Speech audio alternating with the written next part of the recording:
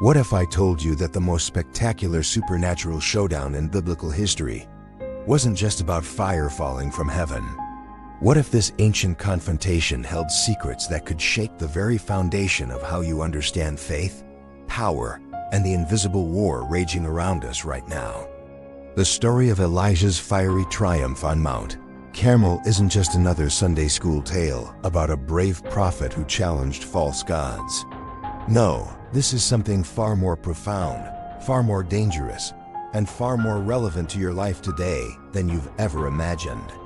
Hidden beneath the surface of this dramatic encounter lies a mystery that has captivated theologians, archaeologists, and spiritual warriors for centuries.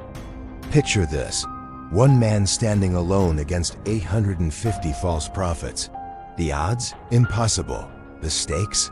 The spiritual destiny of an entire nation. The outcome? A display of divine power so overwhelming that it would echo through history and change everything we thought we knew about the battle between light and darkness. But here's what most people miss. This wasn't just about proving which God was real. This was about something much deeper, much more strategic, and much more personal. The events that unfolded that day on Mount Carmel were orchestrated by heaven itself as part of a cosmic plan that reaches into your life, your struggles, and your desperate need for breakthrough right now.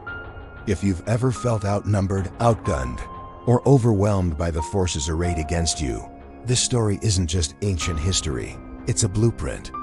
If you've ever wondered whether God really shows up when everything seems impossible, whether faith actually works when the pressure is crushing, or whether heaven truly intervenes in earthly affairs, then what you're about to discover will change everything. Type Y in the comments if you're ready to uncover the hidden truths behind one of the most explosive moments in biblical history. And make sure you subscribe and hit that notification bell, because this journey through the mystery of Elijah's triumph is going to take you places you've never been before. Trust me, by the end of this series, you'll never read this story the same way again. Let's dive into the mystery behind Elijah's fiery triumph. Long before the flames descended from heaven, long before the dramatic confrontation that would shake the ancient world, there was darkness. Not just the absence of light, but the kind of spiritual darkness that suffocates nations and destroys the souls of entire generations. The northern kingdom of Israel had plunged into an abyss of corruption so deep that it seemed impossible for light to ever penetrate again. This wasn't a gradual decline. This was a systematic destruction of everything sacred, everything holy, everything that connected God's chosen people to their divine destiny. At the center of this catastrophe stood two figures whose names would become synonymous with evil itself: King Ahab and Queen Jezebel. Ahab wasn't just another weak king making poor political decisions. The biblical text makes it clear that he did more to provoke the Lord God of Israel to anger than all the kings who came before him. Think about that for a moment. In a long line of rebellious rulers, Ahab stood out as the worst. But even more chilling was the woman who stood behind him, pulling the strings and orchestrating a religious revolution that would nearly destroy the covenant people forever. Jezebel was no ordinary queen. She was the daughter of Ethbaal, a priest king who ruled the coastal cities of Tyre and Sidon. When she married Ahab, she didn't just bring political alliance, she brought a mission.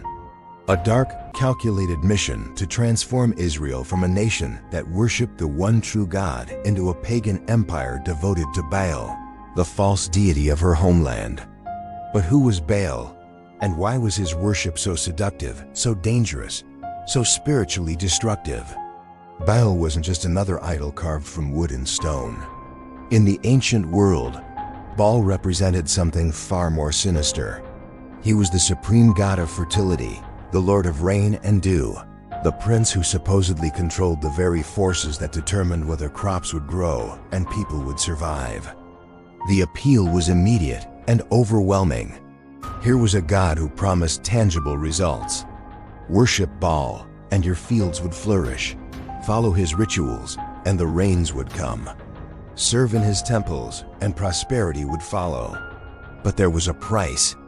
The worship of Baal involved sexual perversion, ritual prostitution, and practices so vile that they corrupted not just individual souls, but entire communities.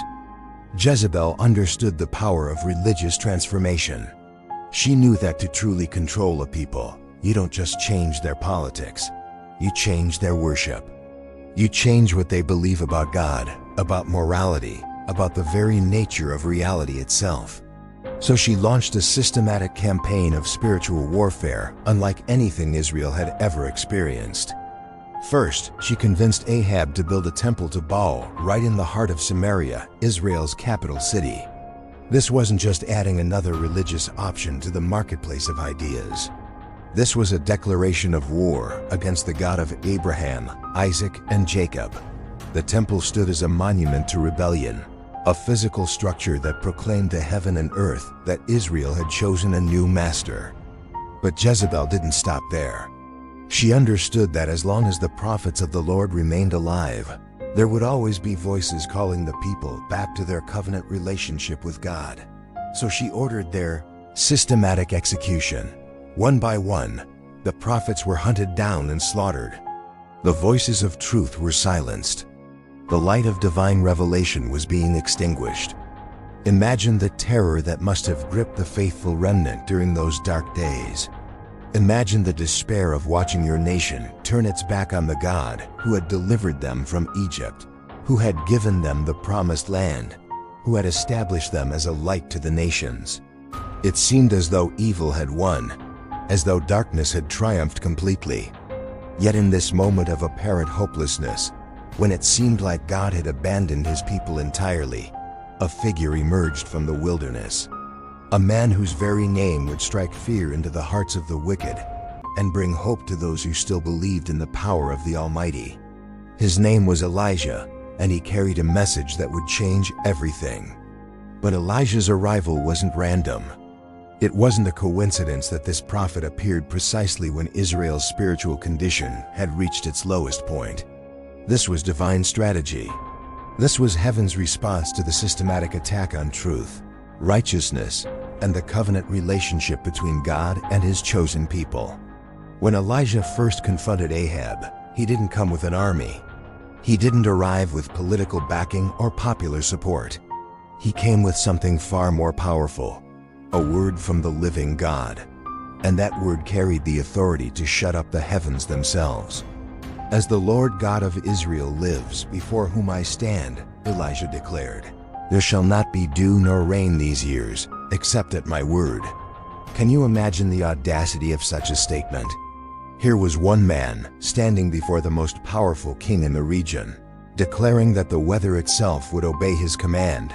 But this wasn't human arrogance. This was divine authority flowing through a yielded vessel. The drought that followed wasn't just a natural disaster. It was a direct challenge to everything Baal supposedly represented. Baal was the god of rain, the lord of fertility, the deity who claimed dominion over the very forces that sustained life. Yet for 3.5 years, not a drop of rain would fall. The skies would be like bronze, the earth like iron, and with each passing month of devastating dryness, one question would echo through the land: where is Baal now? But while Israel suffered under divine judgment, Elijah experienced divine provision in ways that defied all natural explanation. God commanded ravens, unclean birds that typically hoarded food for themselves, to bring bread and meat to his prophet twice daily. These creatures that were forbidden as food under Jewish law became the instruments of sustenance for God's servant. Think about the profound symbolism here. Ravens were considered unclean, detestable creatures that fed on dead flesh. Yet God chose them to sustain his holy prophet. This wasn't just about meeting physical needs. This was a powerful demonstration that God's provision often comes through the most unexpected sources, that his ways are higher than our ways, and that he can use anything or anyone to accomplish his purposes. When the brook dried up, God didn't abandon his servant. Instead, he sent Elijah to Zarephath, to the home of a widow who was preparing what she believed would be her final meal. She had just enough flour and oil for one last piece of bread, and then she and her son would die of starvation. Yet when Elijah asked her to feed him first, trusting in God's promise of provision, a miracle unfolded that would sustain all three of them throughout the remainder of the famine. The flour jar never emptied, the oil jug never ran dry. Day after day, month after month, supernatural multiplication provided exactly what they needed to survive. But even more remarkable was what happened when the widow's son died and Elijah raised him back to life. This wasn't just about physical resurrection. This was preparation. God was building Elijah's faith, strengthening his confidence in divine power, preparing him for the ultimate confrontation that lay ahead. Every miracle, every provision, every supernatural intervention during those 3 years of drought was leading to one climactic moment. A showdown that would determine not just the immediate future of Israel, but the trajectory of human understanding about the nature of God, the reality of spiritual warfare, and the power of faith to overcome impossible odds. The stage was being set for Mount Carmel. The players were taking their positions. The greatest supernatural confrontation in biblical history was about to unfold. But what really happened on that mountain? What forces were truly at work behind the scenes? And why does this ancient story hold keys that could unlock breakthrough in your life today? The mystery behind Elijah's fiery triumph runs deeper than most people realize. There are layers of meaning, hidden truths, and spiritual principles embedded in this account that have the power to transform how you understand faith, how you approach impossible circumstances, and how you recognize God's hand at work in the midst of overwhelming opposition. Stay with us, because what we're about to uncover in the next part of this series will reveal the strategic brilliance of God's plan, the profound significance of the location chosen for this confrontation, and the shocking reason why 850 false prophets were powerless against one man who truly knew his God. The fire that fell from heaven was just the beginning. The real mystery lies in understanding why it fell, how it fell, and what it means for every believer who faces impossible odds in their own life. This story isn't just about ancient Israel. It's about you, your battles, and the God who still answers by fire. Mount Carmel wasn't chosen by accident. When God directed Elijah to this specific location for the ultimate showdown with the prophets of Baal, every detail was strategically orchestrated by divine wisdom. This wasn't just a convenient meeting place or a dramatic backdrop for supernatural theater. Mount Carmel held profound significance that would amplify the power of what was about to unfold. Rising majestically above the Mediterranean coastline, Mount Carmel had been considered sacred ground for centuries. Ancient Canaanite cultures viewed high places as dwelling spots for their deities, and this mountain was no exception. Egyptian pharaohs had listed it among their holy territories, acknowledging its spiritual significance long before Israel entered the Promised Land. The very name Carmel means Garden of God, or fruitful land, a description that would prove ironically fitting for what was about to take place. But here's what makes the location choice so brilliant. Mount Carmel sat at the intersection of multiple ancient trade routes. It was visible from vast distances, commanding attention from travelers, merchants, and inhabitants throughout the region. When Elijah called for this confrontation, word would spread quickly across the ancient world. This wouldn't be a private religious ceremony witnessed by a handful of believers. This would be a public demonstration of divine power that would reverberate throughout every kingdom, every empire, every corner of the known world. The mountain had received abundant rainfall throughout history, producing lush forests and rich grasslands that seemed to mock the devastating drought that had gripped the land for 3.5 years. As the people gathered on this once fertile peak, now withered and brown from the prolonged dry spell, the contrast would be impossible to ignore. The very ground beneath their feet testified to the reality of divine judgment and the urgent need for spiritual restoration. When Ahab received Elijah's summons to gather all Israel at Mount Carmel, he faced an impossible decision. He could refuse and appear weak before his subjects, Or he could comply and risk everything in a public confrontation with the prophet who had already demonstrated supernatural authority over the weather itself. The political pressure was crushing, but the spiritual implications were even more terrifying.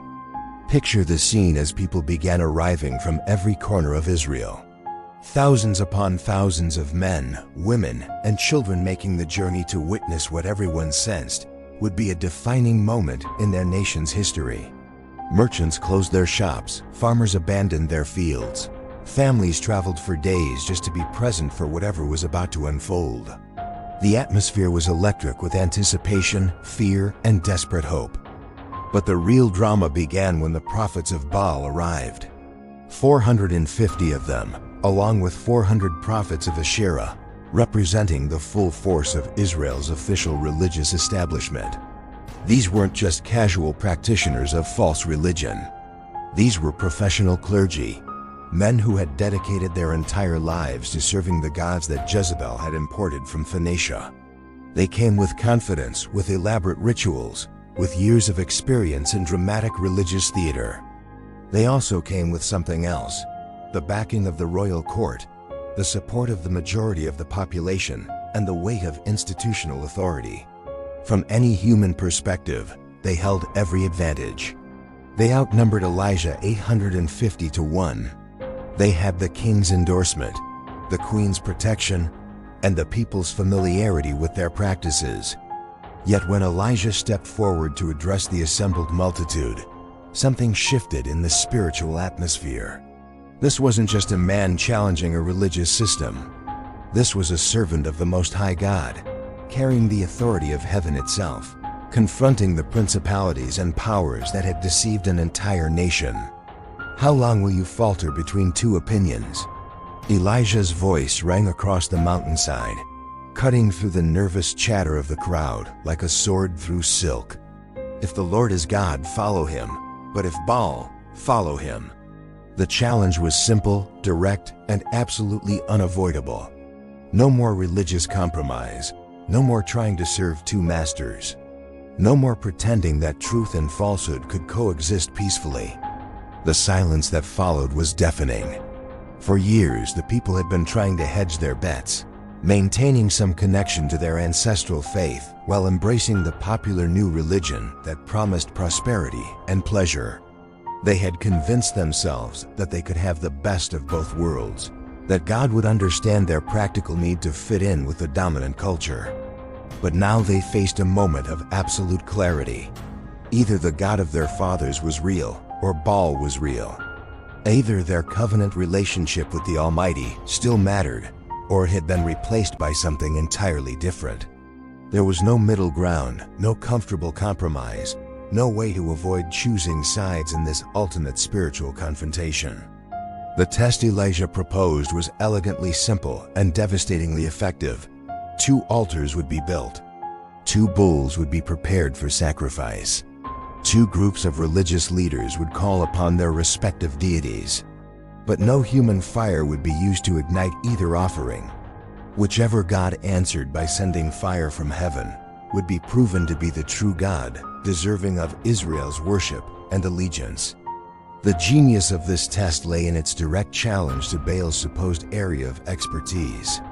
As the storm god, the Lord of lightning and thunder, Baal should have been able to send fire from heaven more easily than any other deity. If he was real, if he truly controlled the forces of nature as his prophets claimed, this would be a simple demonstration of his power. The test played directly into what should have been Baal's greatest strength. But there was another layer of brilliance in Elijah's strategy. By proposing a public demonstration that could be witnessed by thousands of people simultaneously, he eliminated any possibility of trickery, manipulation, or later claims that the results had been fabricated. This would be a genuine miracle or an obvious failure, visible to every eye, undeniable by any observer. The prophets of Baal accepted the challenge immediately. Why wouldn't they? They had overwhelming numerical superiority, royal backing, and a test that seemed perfectly suited to their god's alleged abilities. From their perspective, This was an opportunity to definitively crush the last significant voice of opposition to their religious revolution. Once Elijah was publicly humiliated and their God demonstrated his power before the entire nation, their victory would be complete and permanent. As the morning sun rose over Mount Carmel that fateful day, both sides began their preparations. The prophets of Baal constructed their altar with meticulous care, arranging the wood, preparing their sacrifice, and organizing themselves for what they anticipated would be a triumphant display of their God's power. They moved with confidence, with practiced precision, with the assurance of men who had never doubted the reality of their deity. Meanwhile, Elijah waited patiently, watching their preparations with the calm confidence of a man who knew the outcome before the contest began. He wasn't anxious or worried about the results. He wasn't strategizing about backup plans or alternative approaches. He was simply waiting for the appointed time when heaven would demonstrate its supremacy over every false god, every lying spirit, every deceptive power that had seduced his beloved nation. The stage was set. The players were in position. The most decisive spiritual battle in Israel's history was about to commence. But what happened next would shock everyone present and establish principles of faith, divine authority, and spiritual warfare that would echo through every generation that followed. The mystery behind Elijah's fiery triumph was about to be revealed in the most spectacular demonstration of divine power the world had ever witnessed. The false prophets were about to discover that their God was not just weak or distant, but completely non-existent. And the people of Israel were about to witness a display of supernatural authority that would forever change their understanding of who their God really was. But the real mystery runs even deeper than the dramatic events that unfolded that day. The principles revealed through this confrontation hold keys that can unlock breakthrough in impossible situations, demonstrate God's supremacy over every opposing force, and reveal how heaven still intervenes in earthly affairs when faith meets divine purpose. The morning sun climbed higher over Mount Carmel as the prophets of Baal began their desperate ritual. What started as confident religious ceremony quickly descended into something far more disturbing, far more revealing about the true nature of false worship. These weren't just men going through familiar motions. These were practitioners of a spiritual system that demanded everything from its followers, yet delivered nothing in return. From the very first moments of their ritual, something felt different. The prophets began their chanting with enthusiasm, calling upon Baal with voices that echoed across the mountainside. Their movements were practiced, their words rehearsed, their confidence seemingly unshakable. They had performed these same rituals countless times before, in temples across Israel, in private ceremonies for wealthy patrons, in public festivals that drew thousands of worshipers. But as the hours passed, their confident calls began to take on an edge of desperation. The morning stretched into midday, and still the heavens remained silent. No lightning flashed. No fire descended. No voice thundered from the clouds. The altar sat cold and lifeless, a monument to the impotence of the God they served. This is where the story takes a turn that reveals something profound about the nature of spiritual deception. The prophets of Baal didn't simply give up when their God failed to respond. Instead, they intensified their efforts, convinced that they just needed to try harder, pray louder, perform more dramatic rituals. They began leaping around their altar, their voices growing hoarse from constant shouting, their movements becoming more frenzied with each passing hour. What we're witnessing here isn't just religious failure. This is a masterclass in how false spiritual systems trap their followers in cycles of escalating desperation. When the promises don't materialize, when the prayers go unanswered, when the rituals produce no results, the system doesn't admit failure. Instead, it demands greater sacrifice, more intense devotion, increasingly extreme measures to earn what was promised from the beginning. And then Elijah did something that would be considered scandalous by today's standards of religious tolerance. At noon, when the sun was at its highest point and the failure of Baal's prophets was becoming undeniably obvious, he began to mock them.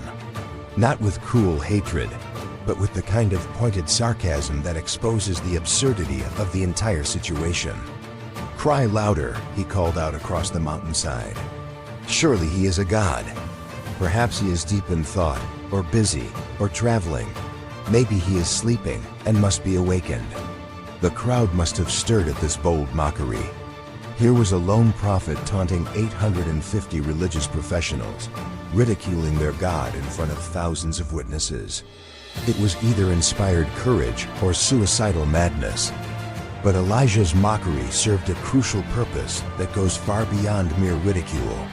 He was systematically dismantling the theological foundation of Baal worship by highlighting its fundamental contradictions. If Baal was truly a god, why would he need to be awakened? If he controlled the forces of nature, why couldn't he respond to his own prophets?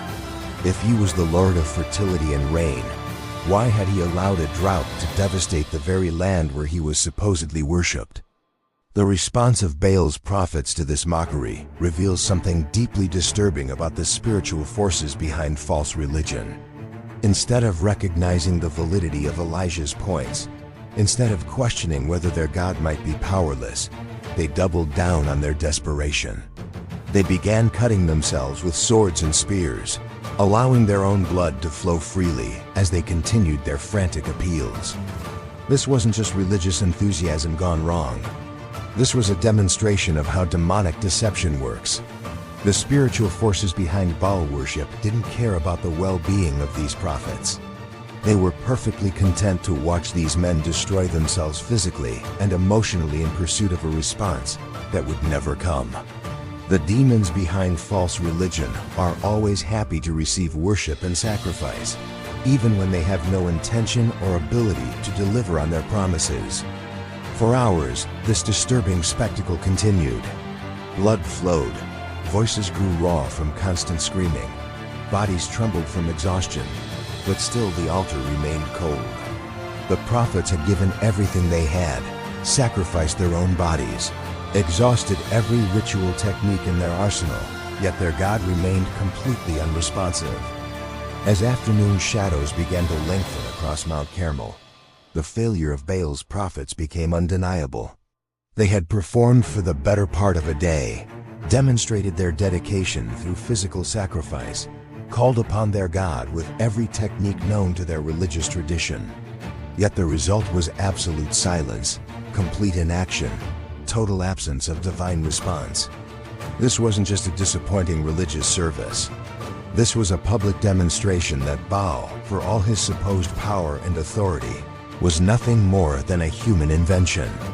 The God who claimed dominion over lightning and thunder couldn't produce so much as a spark. The deity who promised to control rain and fertility couldn't ignite a simple fire.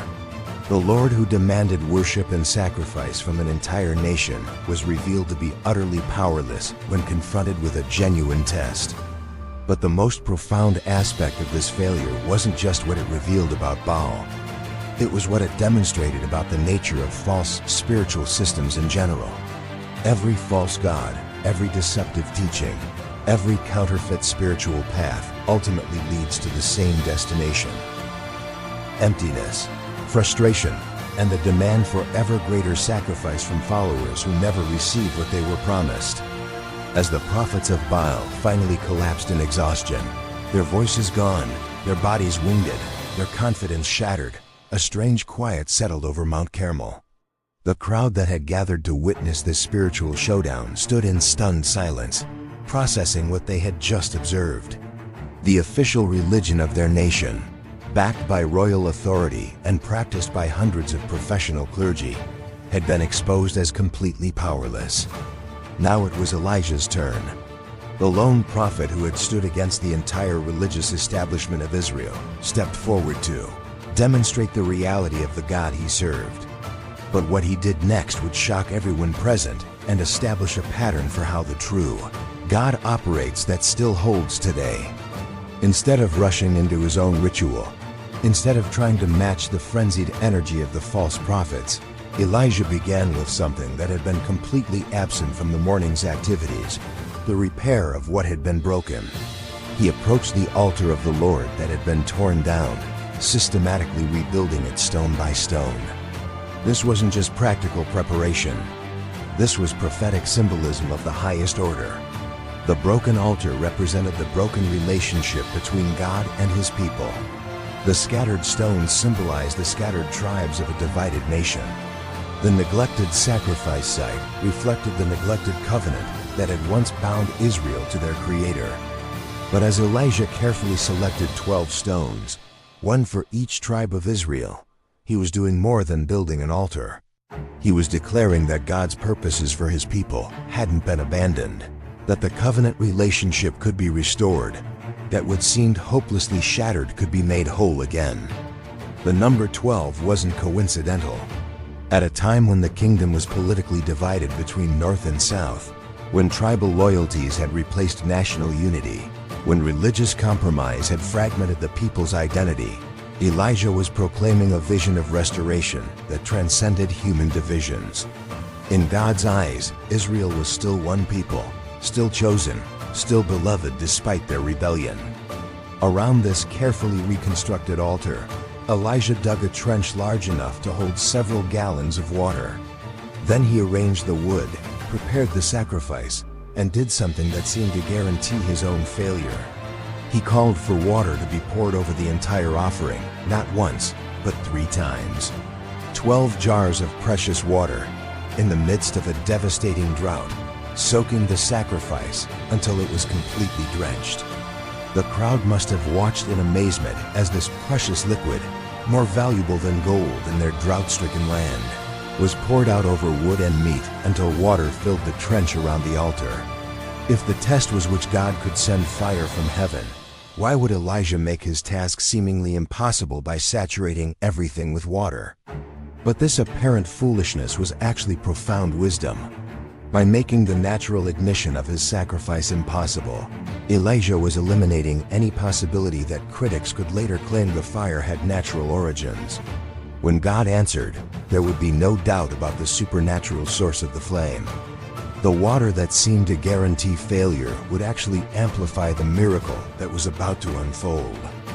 As the sun began its descent toward the western horizon, as the failed prophets of Baal nursed their wounds and contemplated their humiliation, as thousands of Israelites waited in tense anticipation, Elijah prepared to demonstrate why one person standing with the true God is more powerful than multitudes allied with false ones.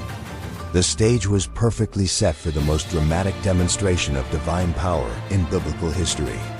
But what happened next would do more than just prove which God was real. It would establish principles about faith, prayer, and divine intervention that would guide believers through every impossible situation they would ever face.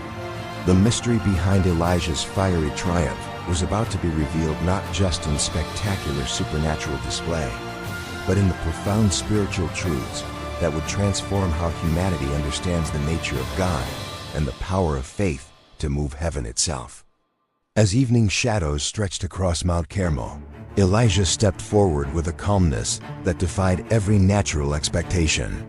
Here was a man who had just watched 850 religious professionals exhaust themselves in desperate failure, who stood before thousands of his own countrymen who had largely abandoned their faith, who faced a test that would either vindicate the God of Israel or destroy the last significant voice of opposition to Baal worship forever. Yet there was no anxiety in his movements, no frantic energy in his preparations, no desperate pleading in his demeanor. This wasn't the behavior of someone hoping for a miracle. This was the confidence of someone who already knew the outcome, who understood that he wasn't really facing a test at all, but simply providing an opportunity for heaven to demonstrate what had always been true. The contrast couldn't have been more striking.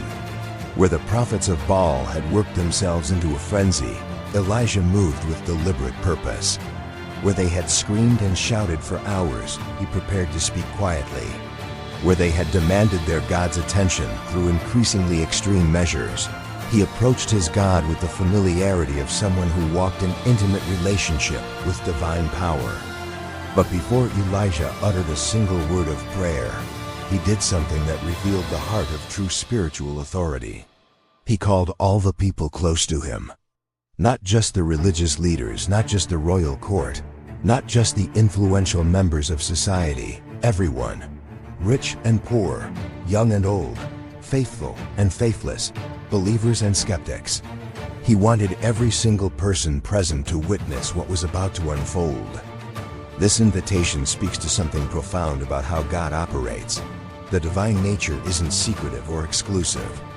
God doesn't perform his greatest works in hidden chambers or private meetings accessible only to spiritual elites.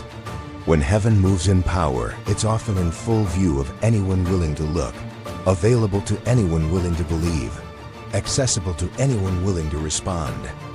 As the crowd pressed closer, they could see every detail of Elijah's preparation. The carefully arranged stones, each one representing a tribe of their divided nation. The precisely cut wood, laid out in perfect order.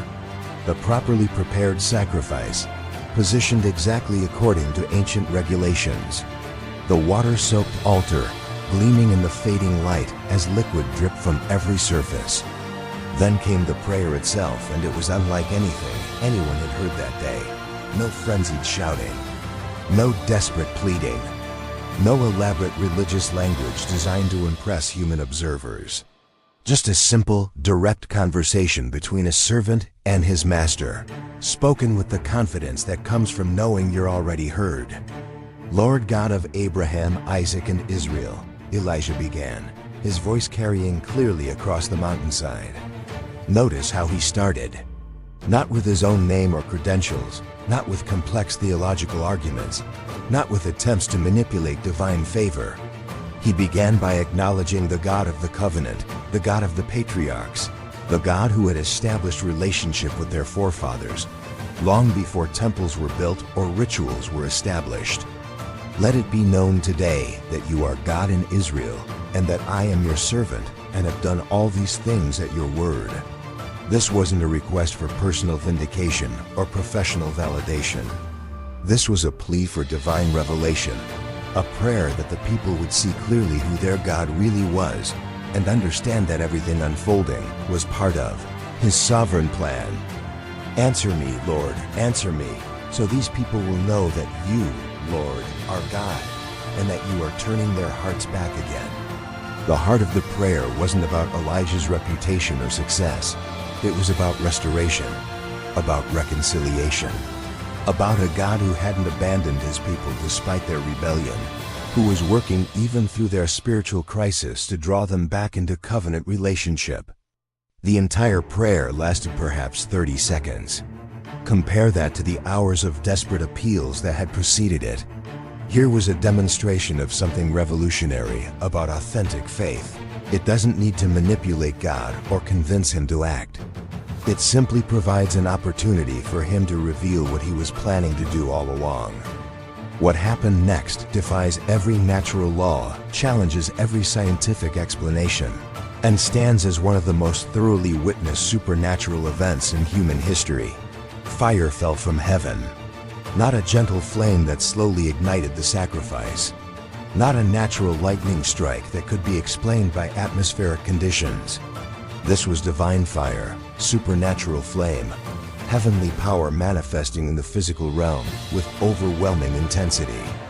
But here's what makes this miracle even more astonishing. The fire didn't just ignite the sacrifice, it consumed everything. The offering, the wood, the stones of the altar, even the dust around the foundation. The water that had seemed to guarantee failure was instantly vaporized.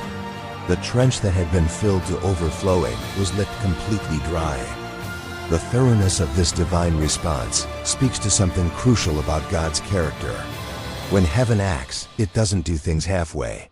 When divine power manifests, it doesn't leave room for doubt or alternative explanations.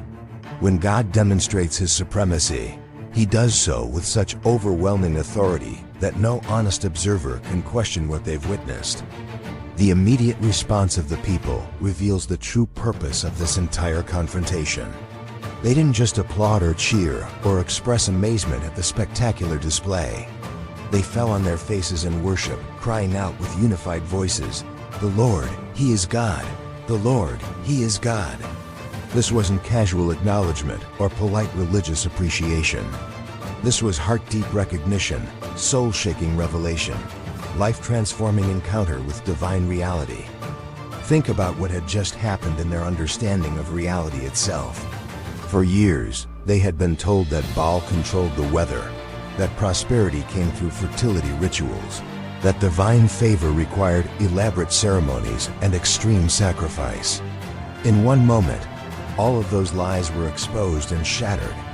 The God of their fathers, the God they had been taught to view as distant or powerless, had demonstrated authority over every force they had been taught to fear or worship. But the demonstration wasn't finished. What followed next reveals something crucial about divine justice and the ultimate fate of every system that opposes truth. Elijah commanded the people to seize the prophets of Baal, and in accordance with the law of Moses, they were executed for leading Israel into idolatry. This wasn't personal vengeance or religious extremism. This was the implementation of divine justice against those who had systematically deceived an entire nation. From our modern perspective, this action might seem harsh or intolerant, but it must be understood within the context of covenant law and the spiritual battle for the soul of a nation. These weren't simply misguided religious teachers offering alternative perspectives. They were agents of deception who had led countless souls away from truth, who had corrupted the worship of an entire generation, who had systematically destroyed the spiritual foundation that held Israel together as God's chosen people. The execution of the false prophets served multiple purposes. It eliminated the leadership of the false religious system that had seduced Israel. It demonstrated that there are eternal consequences for leading others away from truth. It provided a powerful deterrent to future attempts to introduce false worship into the covenant community. And it cleared the way for genuine spiritual revival to take root in hearts that had been poisoned by lies. With the false prophets removed and the people prostrate in recognition of their true God, the stage was set for the final act of this supernatural drama. The drought that had lasted 3.5 years was about to end, but not automatically. Even after this overwhelming demonstration of divine power, Elijah had to pray again for the rain that would restore the land. This reveals something profound about how God works in partnership with human faith. The demonstration of his power didn't eliminate the need for continued prayer and faith. Victory over false gods didn't automatically solve every practical problem. The people still needed to learn how to walk in ongoing relationship with the God who had just proven his supremacy so dramatically. Elijah climbed to the summit of Mount Carmel, crouched down with his face between his knees, and began to pray for rain with the same quiet confidence he had shown throughout the entire confrontation. He sent his servant to look toward the sea 7 times, and on the 7th look, a cloud appeared on the horizon. Small at first, no bigger than a man's hand, but growing rapidly until it covered the sky and brought the rain that would end the drought and begin the restoration of the land. The return of rain wasn't just about ending a natural disaster. It was the final proof that the God of Israel, not Baal, controlled the weather. It was divine mercy following divine judgment. It was the beginning of restoration after a period of necessary discipline. It was heaven's declaration that the spiritual crisis was over and the covenant relationship could be renewed. But the mystery behind Elijah's fiery triumph extends far beyond this single dramatic event.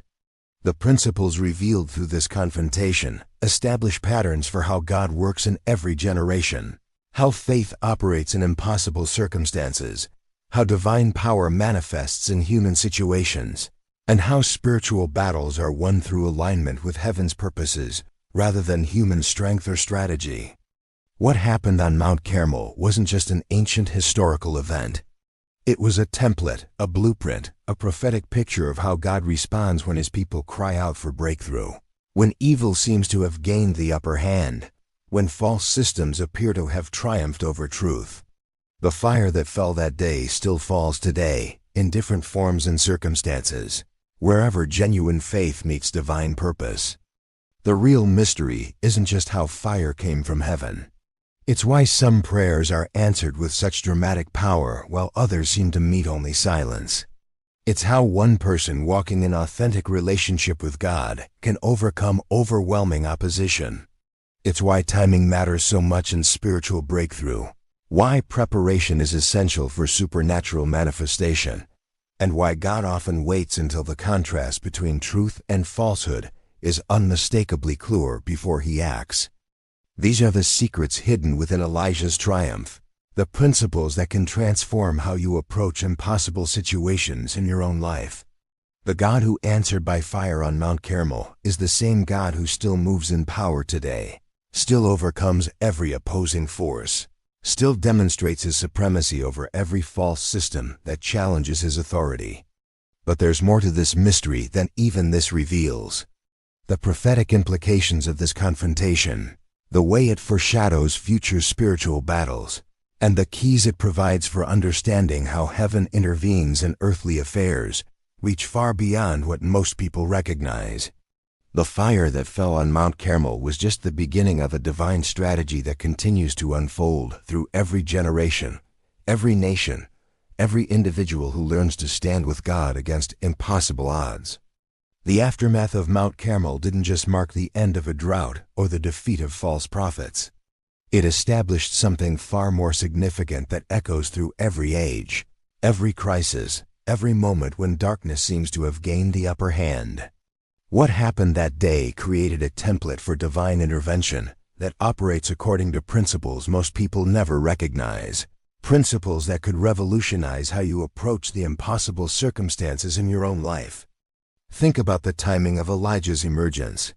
He didn't appear during Israel's golden age when faith was strong and the people were walking closely with God. He came at the darkest hour, when evil seemed to have completely triumphed, when the last voices of truth were being silenced, when it appeared that God had abandoned his covenant people entirely. This wasn't coincidence. This was divine strategy. Throughout history, God's greatest interventions often come at moments when human hope has been exhausted, when natural solutions have been tried and failed, when the contrast between his power and human weakness becomes undeniably clear. The darker the night, the brighter the light appears when it finally breaks through. The more impossible the situation, the more glory God receives when he demonstrates his supremacy.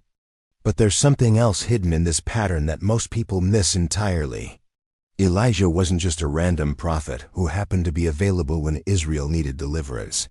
He was specifically prepared for this moment through years of supernatural training that most observers never witnessed. The ravens at Kerith Ravine, the multiplication of oil and flour at Zarephath, the raising of the widow's son from the dead, these weren't just isolated miracles. They were a divine curriculum designed to build the faith and confidence that would be essential for Mount Carmel. This reveals something crucial about how God prepares his servants for moments of ultimate confrontation. The battles you face in private, the tests that seem to have no witnesses, the challenges that appear to serve no greater purpose, these are often preparation for something much larger that God has planned for your future. Every supernatural provision you've experienced, every impossible situation where you've seen divine intervention, every moment when heaven has broken through into your circumstances, these are building blocks of faith that prepare you for greater demonstrations of God's power. The strategic brilliance of the Mount Carmel confrontation becomes even more apparent when you consider what it accomplished. Beyond the immediate victory over Baal worship, in one dramatic day, Elijah didn't just defeat false prophets or end a drought. He reset the spiritual atmosphere of an entire nation, re-established the credibility of prophetic ministry, demonstrated the reality of covenant relationship with God, and created a reference point that would inspire faith for generations to come. Every time future believers faced impossible odds, they could remember Mount Carmel. Every time God's people were outnumbered by enemies or overwhelmed by opposition, they could recall how one man standing with the true God overcame 850 false prophets. Every time natural circumstances seemed to make divine intervention impossible, they could remember how water-soaked wood and sacrifice were consumed by heavenly fire. But the mystery runs deeper still. The confrontation between Elijah and the prophets of Baal wasn't just about competing religious systems or ancient Middle Eastern politics. It was a manifestation of the cosmic conflict between truth and deception, between the kingdom of God and the kingdom of darkness, between authentic spiritual power and counterfeit religious performance that continues to rage in every generation. The patterns revealed in this ancient showdown still operate today, though the forms may look different. False spiritual systems still promise what they cannot deliver, still demand increasing sacrifice from followers who never receive what they were promised, still leave people wounded and empty despite their desperate efforts to earn divine favor through human performance. The prophets of Baal cutting themselves with swords and spears, crying out desperately for a response that never came, represents the futility of every religious system that depends on human effort to manipulate divine blessing. Whether it's the prosperity gospel that promises health and wealth in exchange for financial giving, the works-based religion that demands perfect performance to earn salvation, or the New Age spirituality that claims you can become your own God through proper techniques and attitudes, they all lead to the same destination: frustration, exhaustion, and the crushing realization that the promises were empty from the beginning. Meanwhile, Elijah's simple prayer and God's overwhelming response demonstrate the power that flows through authentic relationship with the divine. Not relationship based on religious performance or ceremonial correctness, but the kind of intimate connection that comes from walking with God through seasons of testing, learning to trust His character when circumstances seem to contradict His promises, and discovering that His ways are indeed higher than our ways. The water that Elijah poured over his sacrifice represents something profound about how faith operates in impossible situations. Natural wisdom would have suggested keeping the wood dry to give the fire the best chance of igniting. Human strategy would have focused on maximizing the probability of success through careful preparation and favorable conditions. But divine wisdom often requires us to take actions that seem to guarantee failure from a human perspective. When God calls you to step out in faith, He often asks you to do things that make no natural sense, that appear to stack the odds against you, that seem designed to ensure that only supernatural intervention could possibly lead to success. This isn't divine cruelty or poor planning. This is strategic wisdom that ensures that when breakthrough comes, there can be no doubt about its source. The 12 stones that Elijah used to rebuild the altar speak to another crucial principle that emerges from this ancient confrontation. At a time when Israel was politically divided, when tribal loyalties had replaced national unity, when compromise and accommodation had fragmented the people's identity, Elijah insisted on acknowledging all 12 tribes as part of God's covenant people. This wasn't just historical accuracy or ceremonial tradition. This was prophetic declaration that God's purposes transcend human divisions, that His covenant promises remain valid despite human failure, that restoration is possible even when fracture seems permanent. The altar, built from 12 stones, proclaimed that what man had divided, God could reunify. What appeared hopelessly broken could be rebuilt according to the original divine design.